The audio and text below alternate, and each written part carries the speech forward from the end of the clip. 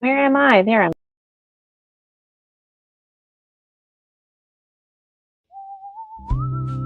Hey, Dragon Dreamers, Gina-VirginiaCasella here. Welcome to Story Species, Story Medicine.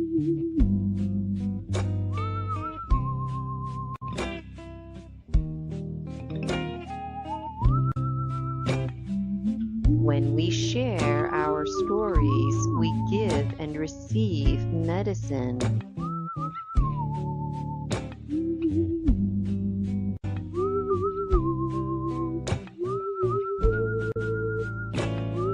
One of the best ways to heal is with the earth, and that's exactly what we do with each other right here on Story Species, Story Medicine.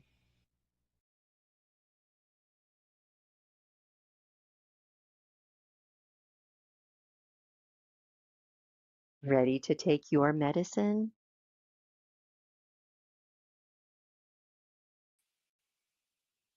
Hey, Dragon Dreamers, Gina Virginia Casella here. Hope you're having a wonderful day and welcome to Story Species, Story Medicine. So, are you ready to take your medicine? I've got Michael Kopt with me today, and the man's done it again. He's published a fourth book. So, if you have been following us, Michael, he reminds me of me. He's got so much to share that I said, you know what, I bet you're going to be publishing one after another. And that's exactly what's happening. So it's my pleasure to bring Michael to the stage. But before I do, I wanted to remind everyone who he is. I had the pleasure of meeting Michael at the Full Disclosure Now conference in Florida. And we got to chatting, and Michael's like me. He's into hopes and dreams. And you know what? Things have a way of manifesting and coming together, just like our dream world and this story species, story medicine. And so Michael and I, we chat a lot about the paranormal. And so that's what's interesting about Michael. He's a paranormal investigator. And so if you're like me, you know, when you were growing up, you were kind of the weirdo, if you will. And Michael's somebody that can totally relate to those kinds of things. He's openly spoken on Story Species, Story Medicine about bullying in the past. And he's openly shared that he wants, you know, he doesn't want children to grow up in those kind of atmospheres. Epigenetics is really important to Michael. And that's why being here on Story Species, Story Medicine is important. So he's a paranormal investigator. And so if you have somewhere interesting, let us know in the chat where you think Michael should investigate stories. He too has always had all kinds of interesting experiences, dreams. He can decipher more than I can things like different aspects of himself versus an altar or a different um, part of him entirely. Language like angel, ET. Michael enjoys that kind of stuff. And so I just thought today I would change up the introduction a little bit. You can always find the description in the comments. And let me bring Michael to the stage for you right now. I've also, I'll show you his book here, A Glimmer into Who I Become. And this is part of the Awakening series, Dragon Dreamers. And so this is book number 4. And without further ado, I'm still getting used to StreamYard. Here we go. I see Michael here looking festive. Welcome, welcome, welcome. Here we go, Hi. reading comfortably. Where's the fireplace, right? Thank you for being on my show, Michael. Well, thank you for having me back on. Absolutely. And you're looking nice and festive. Let me make us bigger. There we go. And so book number 4, same illustrator, which is really great, Selena Ingles, and also the editor, I believe, of all 4 books. Yep. Beautiful cover. Something that caught my attention right away was the astrology folks in the sky and the hourglass on the cover of the beginning of the canoe, some kind of dream boat. Please, Michael, tell us all about it. I don't know where to start. I've got lots of questions as usual. Well, it's kind of, well, you're looking festive as well, so wanted to Thank you. point that out. Green for Christmas. The cover, actually, Celine and I took and went back to our roots. And if you remember when we were talking about the first book, how there was hidden symbols and symbology in the cover. Well, we decided in book 4 to go back and to revisit that and to put some hidden symbols in it. And so it's interesting that you were picking up on a lot of them without realizing, though, what you're picking up on. And the hourglass, if you look at the hourglass, has DNA strands in it. And so that was my way of bringing awareness to the reader that we're going to be talking about ancestry and paying homage to those who came behind me, whose shoulders I stand on. And so it was my way of kind of paying a tribute to them and saying, this book is going to have part of my ancestry shared. And the map that's on the boat was to symbolize the fact that I traveled with my family. And so this is my way of, letting also the reader also know that, there's going to be some journeys in this book. I'm going to share places that I've been to. And the images in the sky are actually because I have had dragons around me all my life. My animal totems are the wolf, eagle, and bear. And so I didn't put the bear in, but I did put the wolf and eagle and the dragons to kind of symbolize they're watching me from above. And the blue starry side on the upper right, that is the Pleiades constellation. So I was paying homage to my star side, and the portal is in the background is just my representation of there's a journey ahead, and I've gone through journeys, but I'm not done. So the boat's like going away from, but still I can go in. And so the journeys are now going to be my choice. And that the journeys I had to go through are behind me. So that's the cover design that we came up with. And space, I chose stars from the space because we all have connection to space.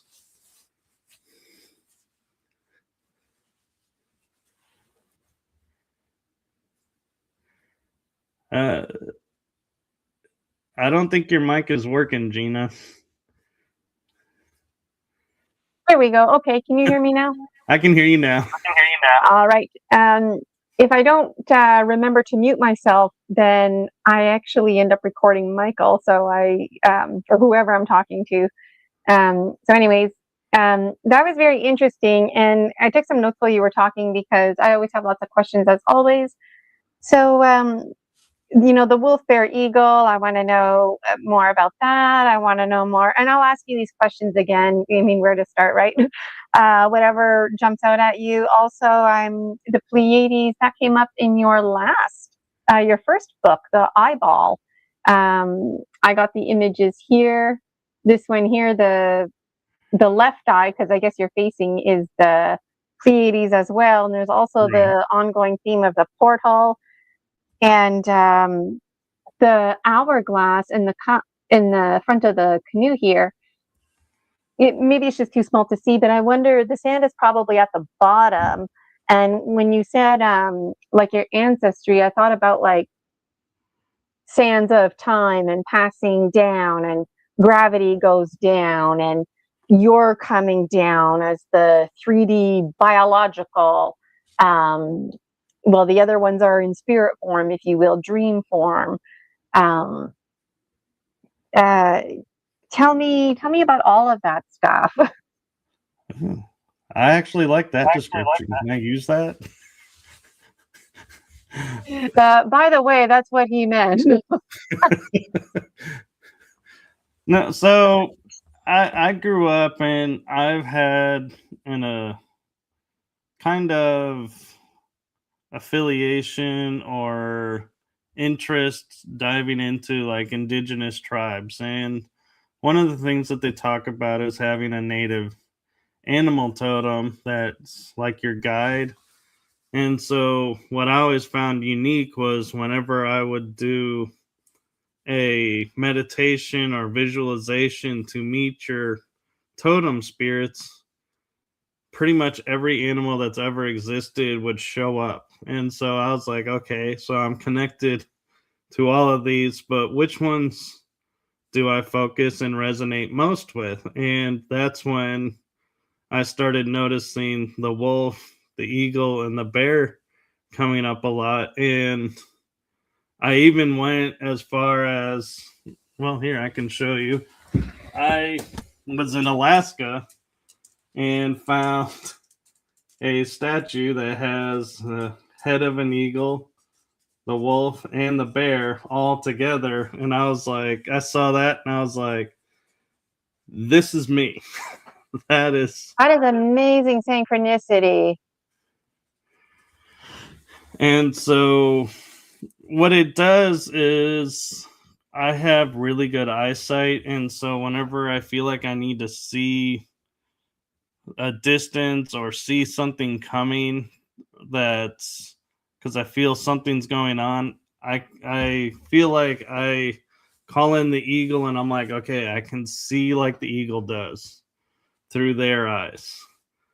And I had the protective nature of the wolf and watching over everything. And whenever I feel like I need strength to do something, it's like I call in the bear and let the bear strength fill me, because they're like gentle, huge, giant teddy bears, really.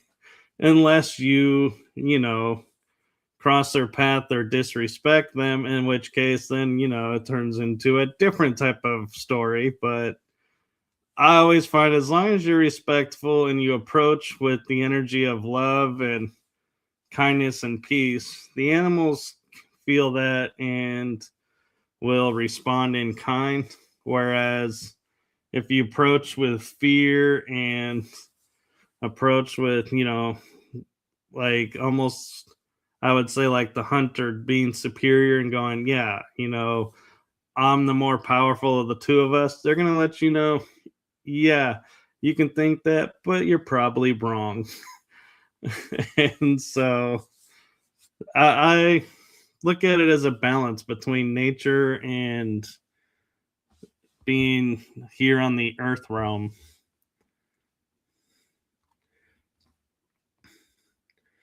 I'm not sure if I answered all of your question, though. One of them you did. Can you hear me right now? I can hear you. Oh, okay.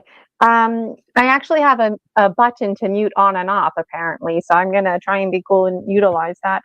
So, yeah, I took some notes here. Everything you said resonated with me because I too work with power animals, and it's really powerful working with power animals because you see yourself in those animals. And the best way is to watch a nature documentary, right? So if you're like Michael and your power animal is eagle, watch a nature documentary about eagles and then try and see the metaphors and literary devices in and around you, how you relate. And when you were speaking, I thought, yeah, that makes a lot of sense to me that Michael, one of them is eagle for Michael, because eagle condor medicine is seeing everything, right? And that's where you're at right now. You're reflecting and reviewing on your life. You're publishing 4 books now. You're reviewing, you're seeing everything. You're taking a step back. Even being on Story Species, Story Medicine, the first show that we did together, you commented that you never heard anybody read your stories before. So that was another way of seeing, right? Like a different perspective, zooming in, zooming out.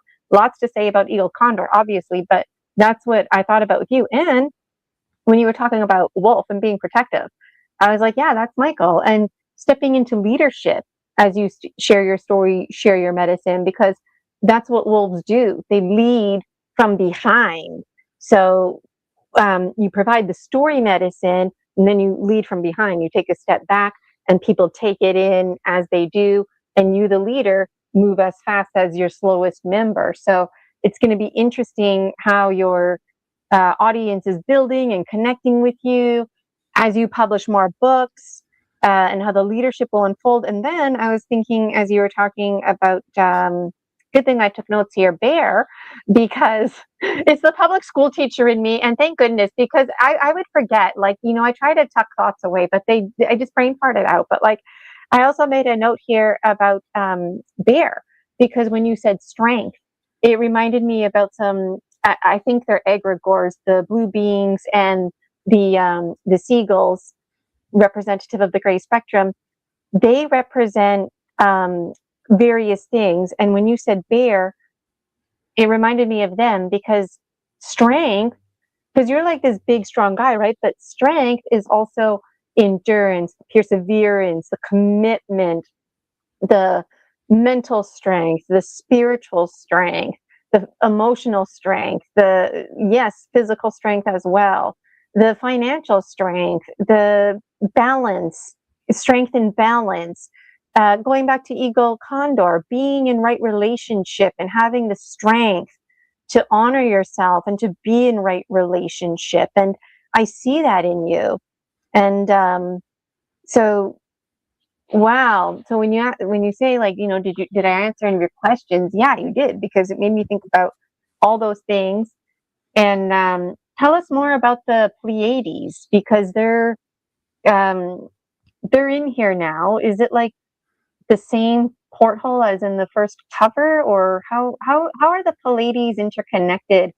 Like, if I was reading your book, how do I know? Like, does it distinctly say, like, I'm a Pleiadian and this is what's going on? Like, how do you talk about Pleiadians in your book? Maybe is a better question. How are they introduced? That was very long-winded too. Thank you. That's a good question, and I'm not sure if I do distinctly call them out or not. But for me personally, the first star constellation I knew of was Pleiades.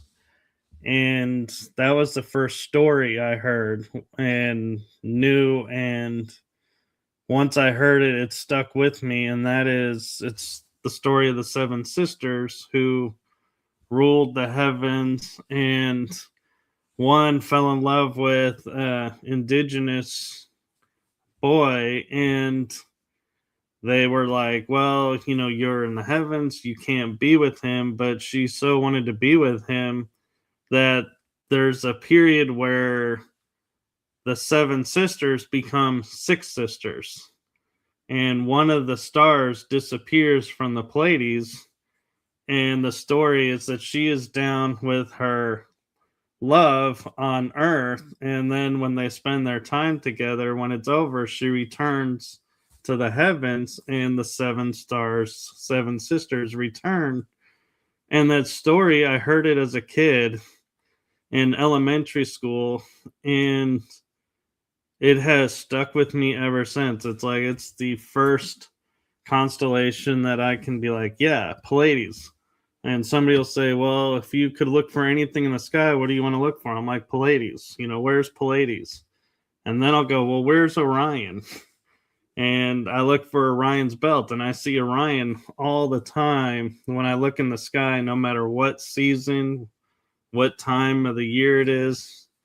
I will always see Orion. And so I started to realize that the fact that I know and see these, there's something connected to me about it.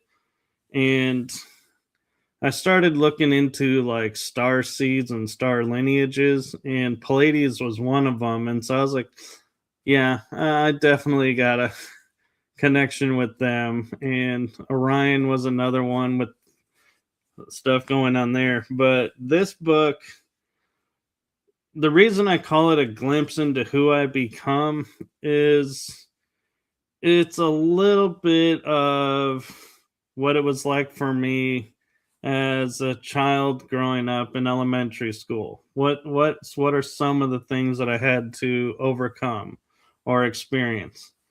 And then the next chapter is my teenage years. What happened then? And then it's like my 20s. And so I actually use chapters in this book. And so I wanted to give a glimpse into why I look at things the way I look at, what forged me from my childhood to current in a way to where I don't give all the drama. I don't, rehash everything. I only really pull out what is needed for context to help illustrate the point. And I didn't want my book to be oh my God, look at all this stuff that he's overcome. It was more supposed to be a guide of, yeah, he's had hardships, but look at how he is now. And he didn't let the hardship win. He took a different path, and to show people that's possible and that hope is there. And no matter how bad it may be, there's hope that, you could turn it around and break free of all of this. So that was my goal for this book. And what's interesting for trivia, if you ever get a trivia question about my books, the last 3 chapters were actually written the night before publishing. They are not edited. Only I knew what was in them. Even my editor didn't know what was going to be on it. And it was my way of sharing, this is my emotional inner child coming out here. And then to show this is what life was like for me in a way. And the last chapter was a tribute to someone very important to me. And so it took me 5 days to actually put the chapter in, because I kept arguing with myself and higher self, going, no, I can't do this. This isn't the way. This isn't our way. This isn't right. And then they were like, you're going to do this.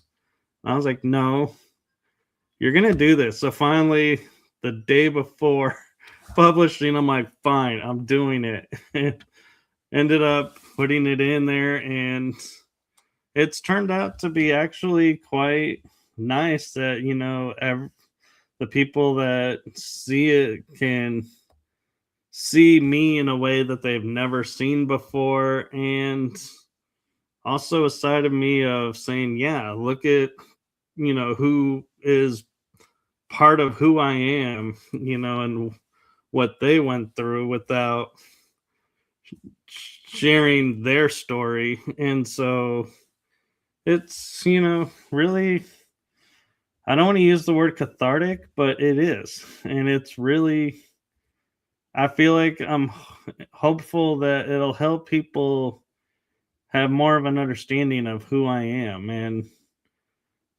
how I see the world differently, and that it's not metaphysical, it's not paranormal, it's just my viewpoint forged through my experiences. Wow. And when you were speaking, I was thinking about all of your power animals, the strength, the endurance, the leadership, as mentioned, carrying forward. So this wolf, eagle, bear, medicine wheel, triangular structure you have, with triangles the strongest structure. So that's interesting. So that's really amazing, and I don't think stories like this are cliche. Like that, to me, I say that too sometimes, because it's the hummingbird energy, because the smallest person really can make a difference. It's not a cliche. I could easily talk about hummingbird for like an hour, but like that's the hummingbird energy there is flying with the high quality items. And that's what you did with the last 3 chapters, was just go for it and edit it. And you know what, like, You could always re-edit it in the future or whatever, have another edition. I remember I felt basically very, very, I almost didn't publish because I was too insecure about editing and stuff like that and grammar. And so I just did it, and it was the best feeling ever. It really was. And you know what? Like, it's about getting the story across. It's not about the grammar, and that's the thing. Like, when you're communicating, you just let it all out, and you don't worry about it sounding perfect. Otherwise, it's going to be too rigid, and that authenticity is going to get lost, right? Right. So I wonder if you want to dig into your stories. Michael's going to read, and then I'm going to read, and then I'll probably have more questions about that content. But I just wanted to say hello to everybody in the chat. Shannon M5562 is tuning in. Good to see you again. And Missing Time 420, welcome to Story Species, Story Medicine. If anybody has any questions while Michael's reading or comments, just put them in the chat and then we'll look at them. So I'm going to remove myself from the screen here. So Michael will get all the attention. And so Michael, you put chapters in this time, but what about page numbers? Did you put page numbers? No, I still don't do page numbers because now, what chapter is this from? I'll be reading from chapter 2, and yours is from chapter 1. Oh, should I read first then? Mine, chapter 1, or? You can if you want. Like, will it mess up the sequence? Like, is it better to read chapter 2 before chapter 1? No, they're independent, but okay. Well, you go first then, because I want to honor you. Hi, Tammy. Welcome here to Story Species, Story Medicine. I'm going to put Michael's reading chapter 2, and I'll type that in. I'm trying to remove myself.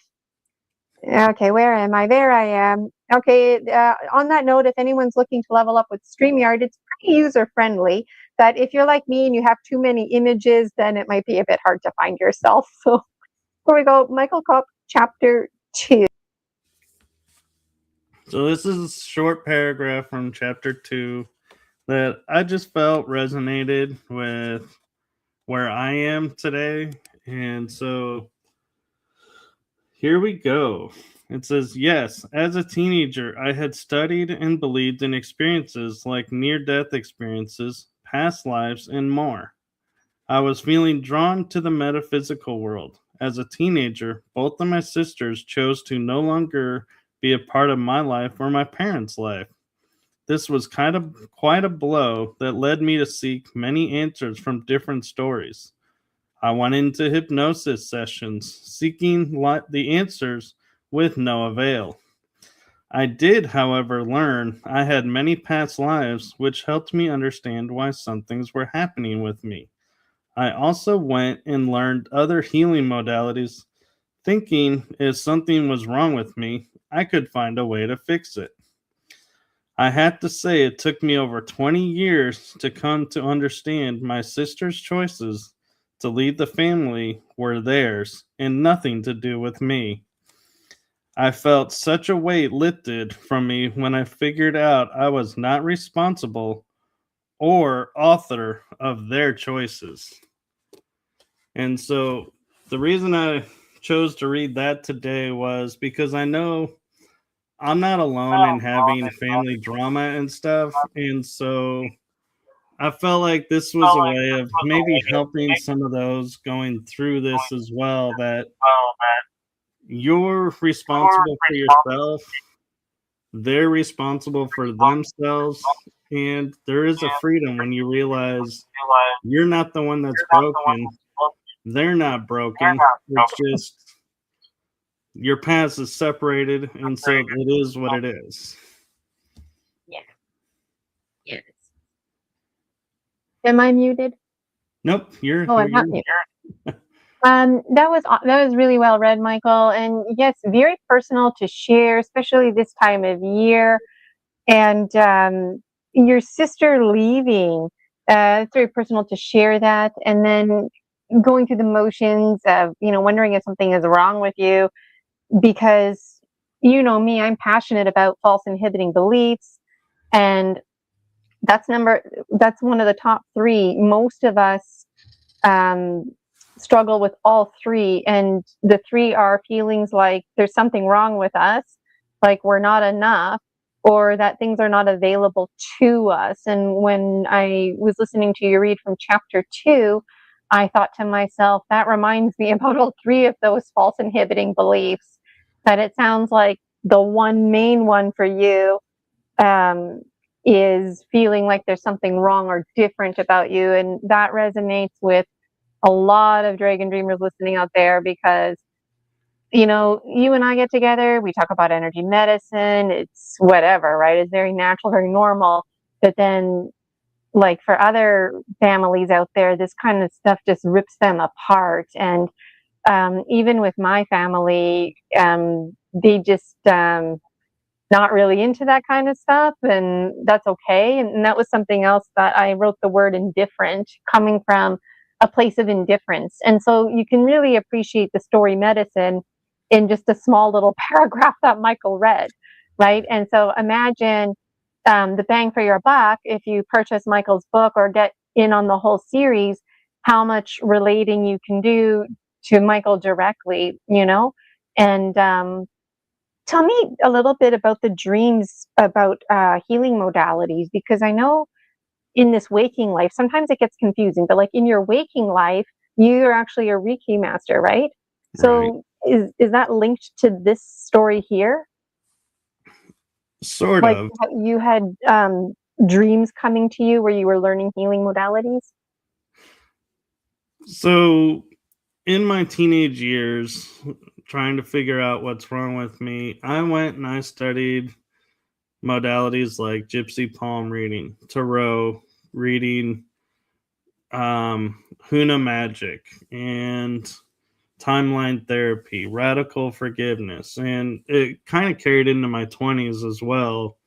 And so that's why I pointed out in that little chapter, you know, saying it took me 20 years to come to this awareness. So the reader, I didn't want them to think, oh, because, you know, I'm not getting it as fast as he is, I'm doing it wrong. And I was like, no, this was a long process for me. I'm not saying it's going to take them 20 years. It just took me 20 years. And so I just started learning and delving into my life to see what about me would drive them away. And so it started a self healing of, yeah, what patterns have I picked up from this that no longer serve me, removing them, and then learning the new awareness, but not only just learning it, but also utilizing it. Because it's one thing to learn it and say, okay, yeah, I have it. But it's another to see it actually in practice and to see the growth happening, to where, to mention my sisters, when I was a teenager, I would get depressed, sad, and close off and be like, I would just walk away from people and just be like, nope, I don't want to talk about this. It's too sore, too new. Nope. And over time, it was like, yeah, I'd still get a little angry about it and hurt about it. But now it's like I can actually talk about them, and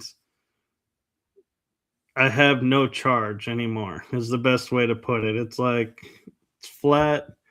And so it's like that's how I see the growth and the spiritual healing going through. And if I have one of my two sisters reaching out now, and we talk maybe 10 minutes one day, maybe a month, and I'm like, hey, you know, it's nice that she wrote.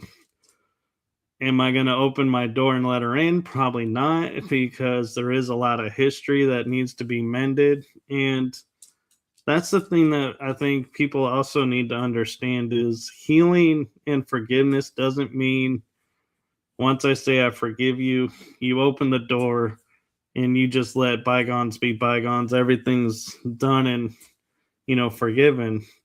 No, you still have the choice of saying yes, you're forgiven, but with the history, it's going to take time before you can enter into my space.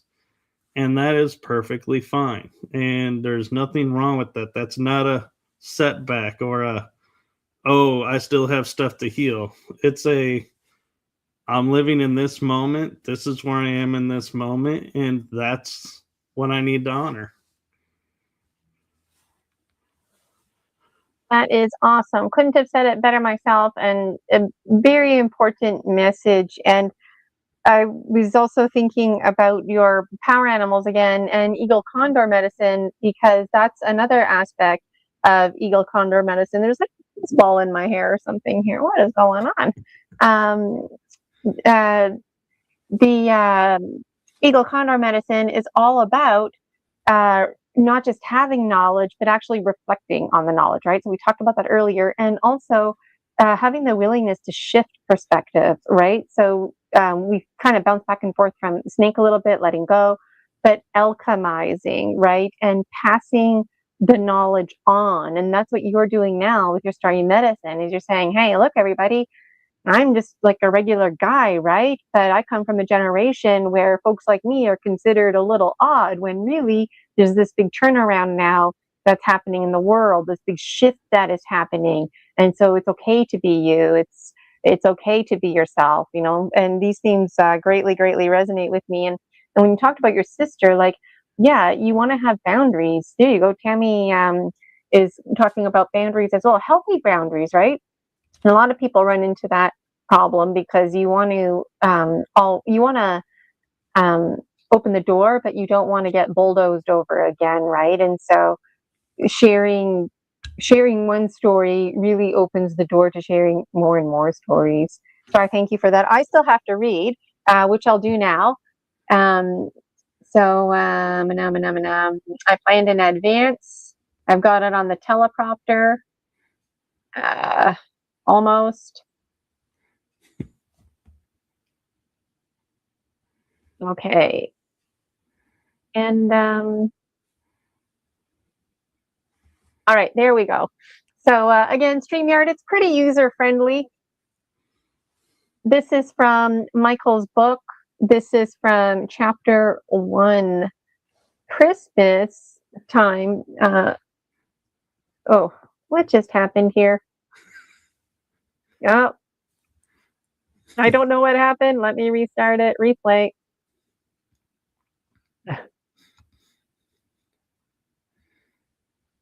Okay.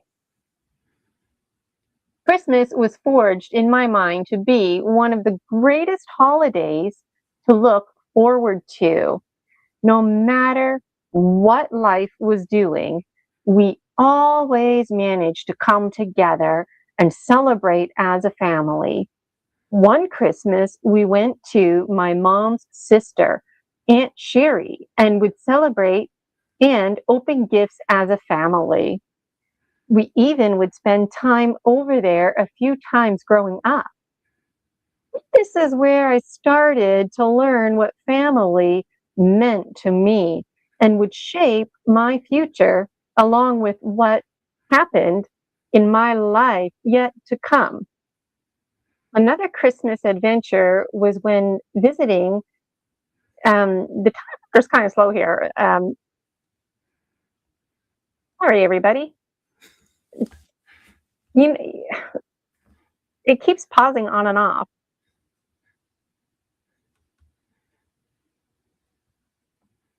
Okay, my apologies. Okay, so just recapping, Michael going to Aunt Sherry's and celebrating Christmas there, learning what Christmas is all about. Let me reread some of it. I think this is where I started to learn what family meant to me and would shape my future along with what happened in my life yet to come. So another Christmas adventure was when I was visiting my mom's parents and being so excited, I accidentally told my Uncle Raj his gift. Boy, they never let me live that one down. We would laugh and have fun. That is what I grew up loving about family, the laughter, fun, and also the togetherness. One Christmas, when the family gathered in Texas, we celebrated with a round of the 12 days of Christmas, and we all had a blast singing in the round. This meant we each had a verse of the song to sing. We sure did know how to have fun and make the most out of the Christmas spirit. And perhaps that is the reason to this day it is my most favorite holiday. That was such a beautiful story, Michael. And I'm glad that my teleprompter was able to hold through there to hold it together. Um, that's hilarious, right? So many things about that, like telling your uncle the gift. What was the gift? What did you get him? I don't remember to this day, but everybody every year would say, "Don't tell Michael what you got somebody because he'll tell everybody." I was like, I did it one time, Yes. but I was always reminded, you, the gift was And then supposed to be a singing. secret, and you just blurted it out. I was like, I didn't know. And also singing the 12 days of Christmas, everybody having a verse. Like on my mom's side, we grew up like playing guitars and singing. My mom's side is French Canadian. My dad's side's Italian. We didn't play the guitars. My cousins did, but it was the French Canadian side um, that had that kind of singing tradition going on. But so just to clarify, like, did each family member have like a two turtle doves, and then somebody else is like three? Yeah, each family member that was there, or like my aunt and uncle may have combined theirs to one verse, but it depended on, I can't remember if there was 12 of us there or if there was more, but everybody had a turn. And it was funny because it's like we had to remember what was the line, and it was like, oh, and you could feel the anticipation of going, hearing the countdown going, okay, my turn's coming, and then everybody looking at you, you're like, oh, it's my turn, and just getting into the rhythm. That's really, really special, because that's what it's all about, right? Like just the anticipation of like waiting your turn. Like you're like I could see you there, the studious child, like singing along, but also like keeping track of what you have to say and when it's your turn. And I think a lot of people are going to enjoy reading your content because it's going to remind them of those times as well. And I feel like too, just folks in our age group. I mean, people are experiencing things at all ages, but this age here, when people are in their 40s and 50s, apparently those are the golden years, and they have a lot of reflecting that goes on in them, right? So, again, more eagle condor medicine. So, And wow. it's great because it also allowed me to see what life could be like, what life was like. And so I could sit there and go, well, if this is what I wanted, this is what I got to do to get there, and start working that way. And then going, oh, well, this, fell apart. So maybe I don't want it to look exactly like this. So I was able to re envision my vision, and oh yeah, try saying that 5 times faster. But, and the important thing too was it allowed me to learn that family is not blood.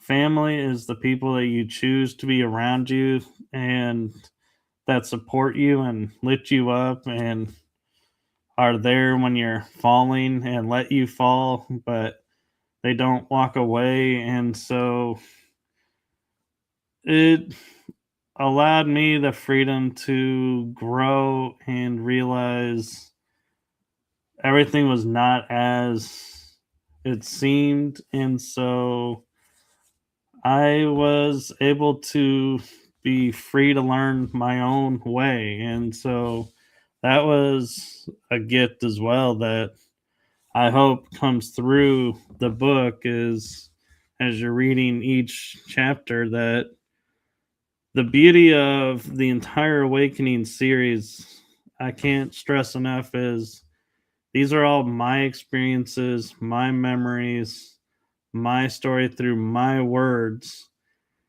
And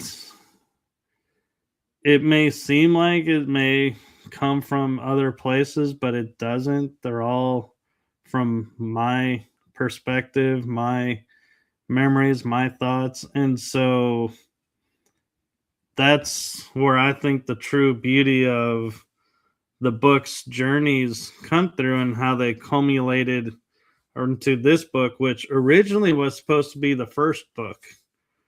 And I was originally going to introduce myself and then do the other 3 books. And I'm glad I followed my guidance and introduced the other ways and ended this way because it's like, yeah, you've seen all these journeys, but now you get to see the journey that led to those journeys at the end.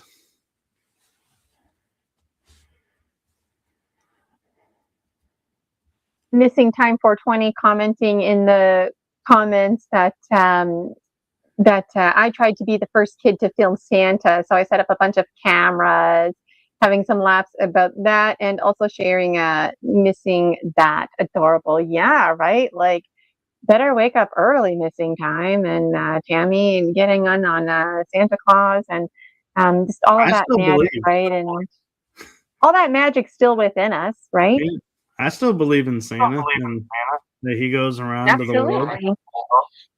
Absolutely. Um, I feel like there's so much in your book to cover. I wrote a note, but I can't read it. It's on the scribbly side here. But I was going to ask a final question. Like, in your childhood, you see Orion a lot, and I wonder, like, seasonally throughout the year, Orion has different planets and the moon, or like Venus, like right above Orion, right? And I was wondering, like, do you monitor that kind of stuff in your dream life and or waking life? You know, that's an interesting question. I'm not sure I've even really thought about what planets were around and what was going on, but I would just know that I know the stars move in the sky and that like Pleiades is sometimes under the horizon, so I won't see it at night. But I find it interesting that every time I look up at night, whether I'm here on location, the first thing I'll see is I'll be like, there's Orion's belt. There's Orion. And I'm like, this almost doesn't seem possible because Orion moves. So how is it always above me?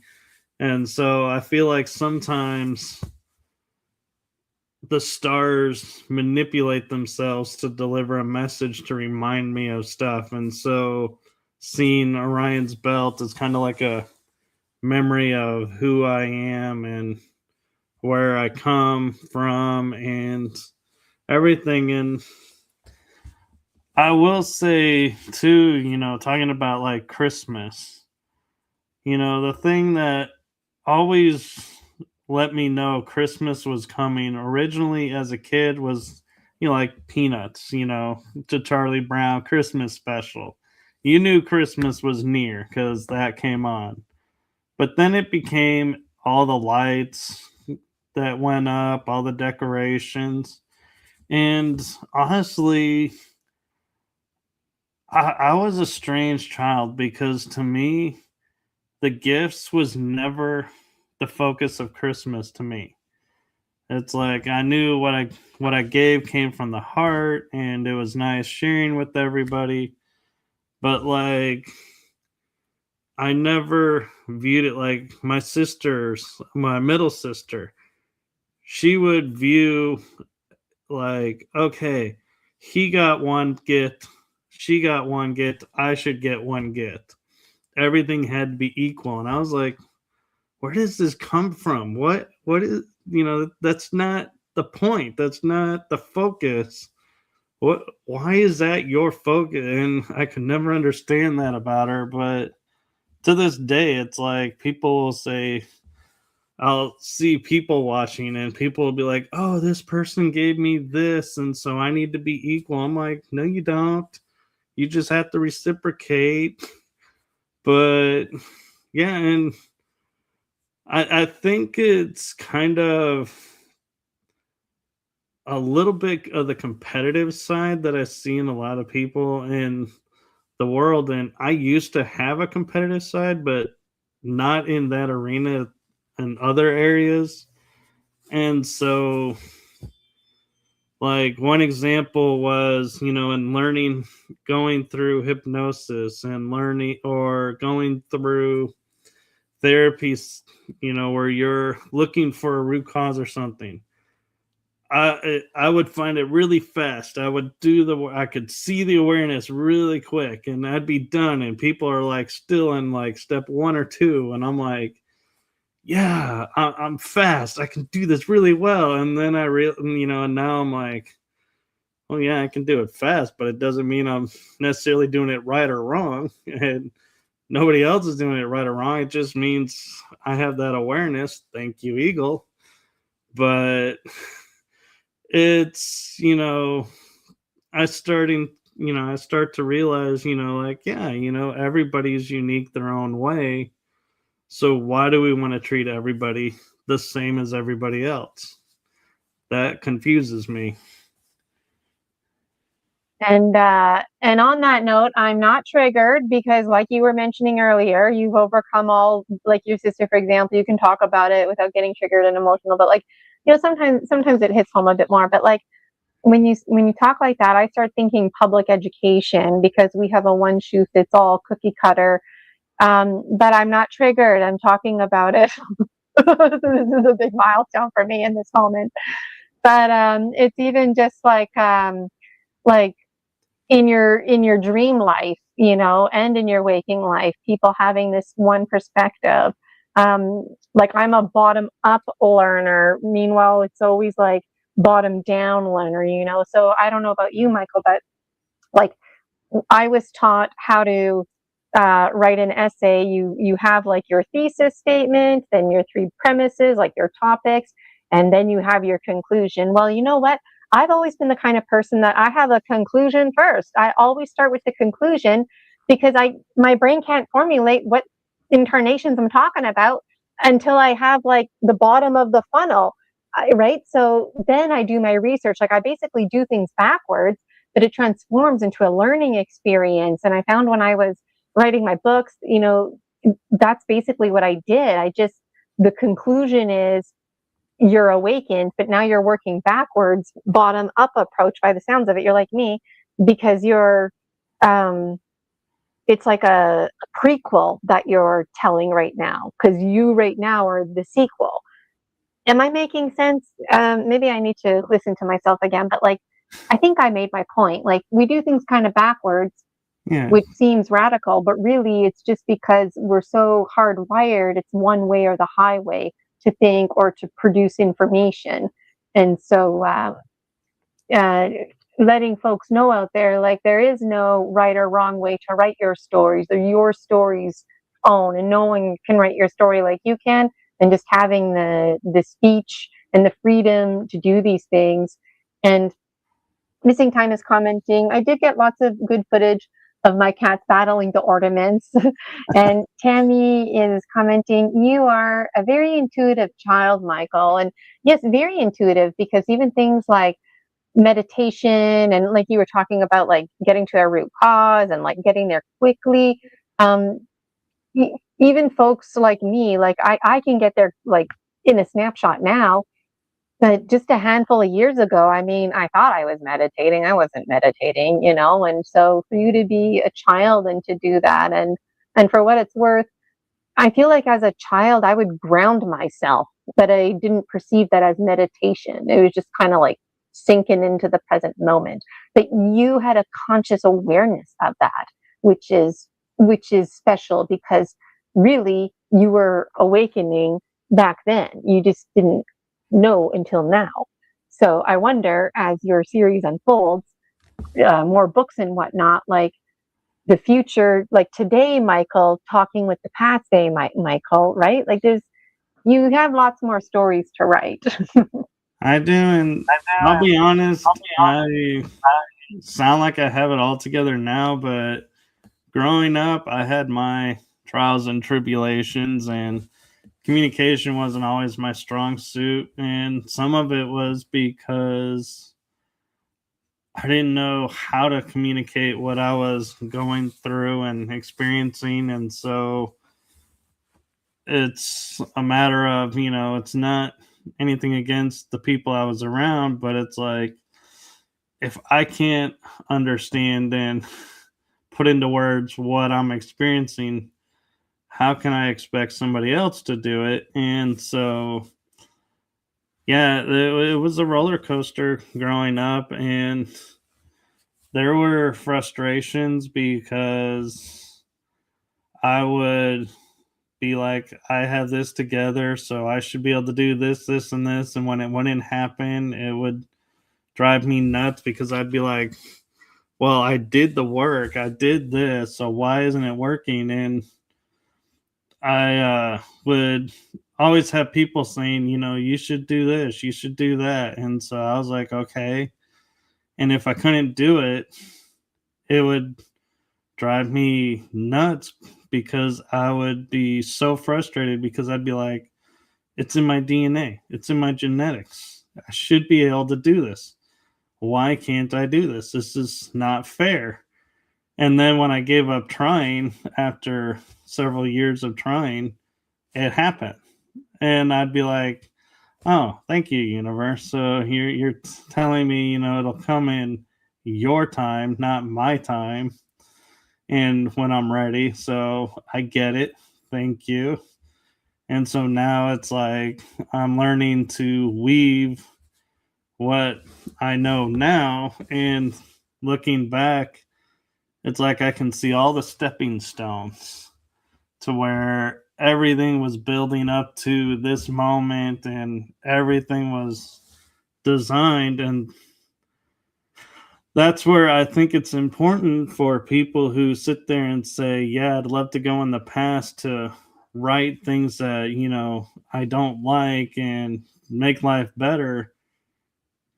I don't believe you will, actually. In all honesty, I think you'll make it worse, because all those stepping stones you've learned from that made you who you are now, with the awareness you have now, would be wiped out. So you'd actually be starting probably in a far worse place than where you were when you originally started. So I would say, see the blessings of where you are now, and know you've been forged into who you are now. So blessings to you for that. You made a lot of really great points as usual, Michael.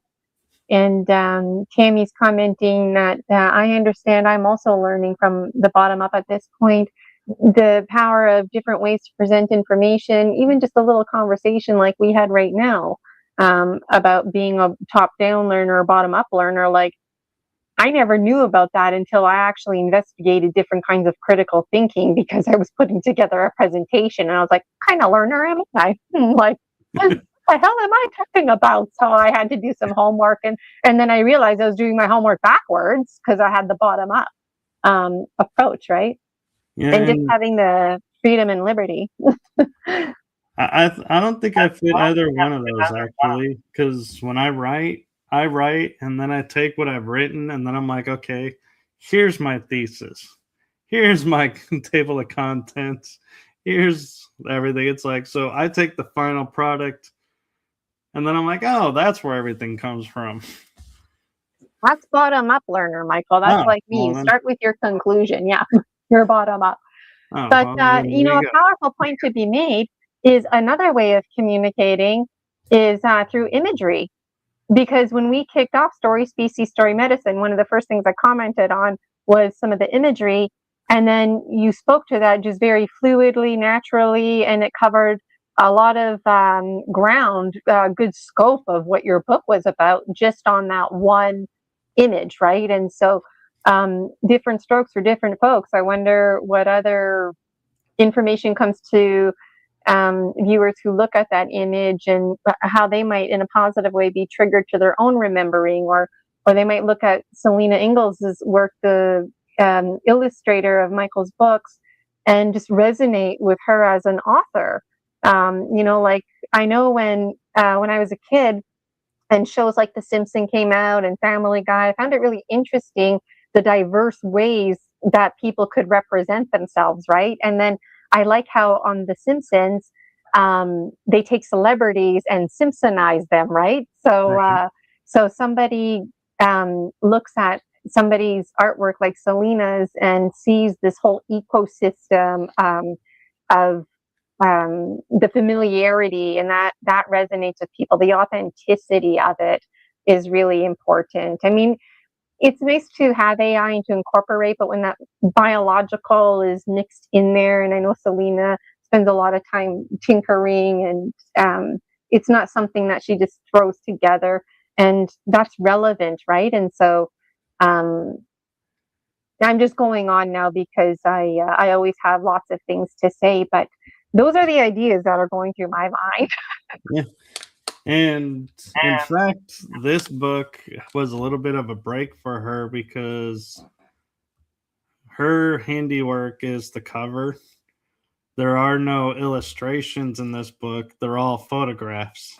So I used personal images so from my collection, and I even make a point of, these are photos from my personal collection or my family's collection. So I'm not promoting anything. I'm not, using them for marketing anything. It is purely to share an or what's the word? It's just to illustrate in a way what I'm talking about, but I'm using family pictures. And so there's nothing to gain from it. It's just for you to see what I've done. And I thought that was easier than having a bunch of illustrated pictures to go, let's just use the family photo that shows it, because you're not going to be able to illustrate that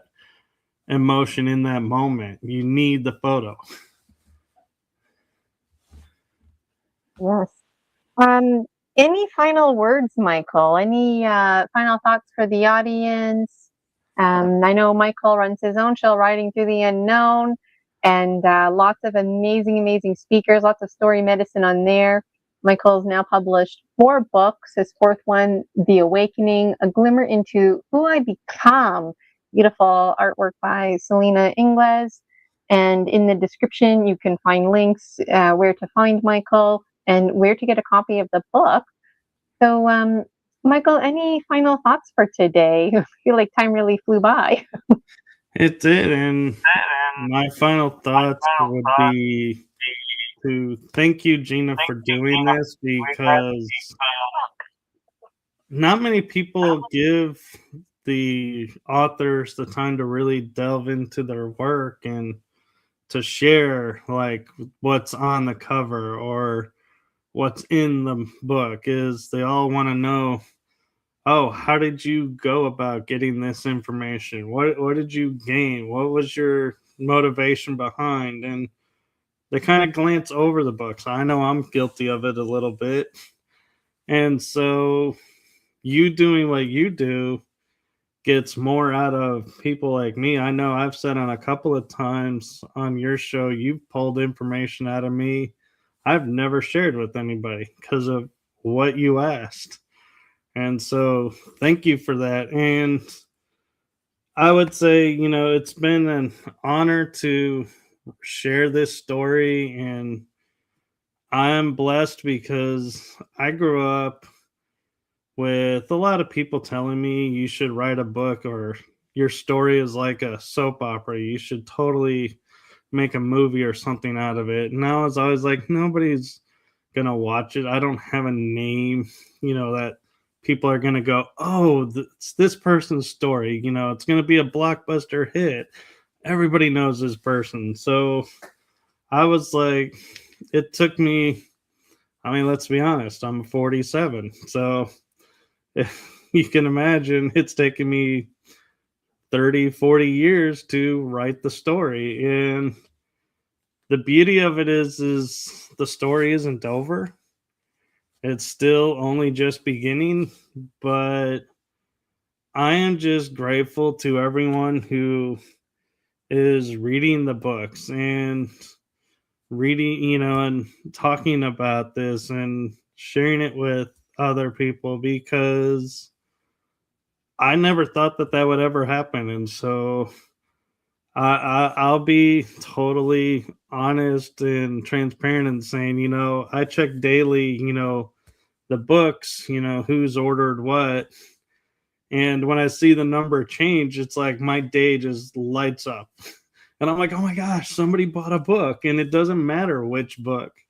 I just get elated that somebody is interested in the story. And my hope is, you read one, you read all four if you feel inclined, or if you're one of those that wants to read just the one and you're done, thank you for that. And thank you for reading it. I don't expect everyone to buy every book. Not saying I wouldn't be grateful if you did, but Buy every book, right? You need every single book. it's a story. And so thank you for allowing me the space to write it and read it and share it. You are most welcome, and thank you for your kind words because I genuinely enjoy doing this, and you would be surprised the number of backlash. People think I care about their negative opinions about me because people send me personal messages all the time telling me nobody's going to watch that and stuff like that. And then look here, right? And I do see the views, and I'm getting more views on Rumble, and lots of people on my Buy Me a Coffee are tuning into this as well.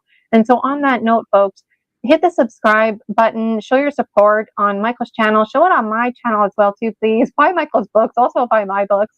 And let's get the community going because I know there's a lot of people who, like this morning when I sent out the post for today's show, there was like immediately more than like almost 100 views. So that was around 7 o'clock in the morning. But I thought I only have 54 followers on Buy Me a Coffee. So if you like that and you like returning guests like Michael Kopt on my show, Story Species, Story Medicine, or any of my other content, Dragon Dreamers, please make sure you follow me so that you can get in on this because it defaults you to getting the link emailed to you.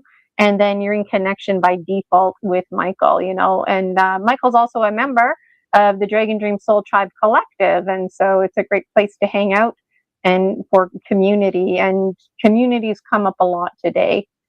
So, I've got some announcements too, but before I make those, Michael, I wanted to just a final time, any final thoughts, because it's just hard to let you go, I know, and I am grateful, gratitude, and my heart sees your heart and all you're doing. So keep doing it. Keep doing what you're doing for humanity. I support you. I know you support me, and so that's that's the start.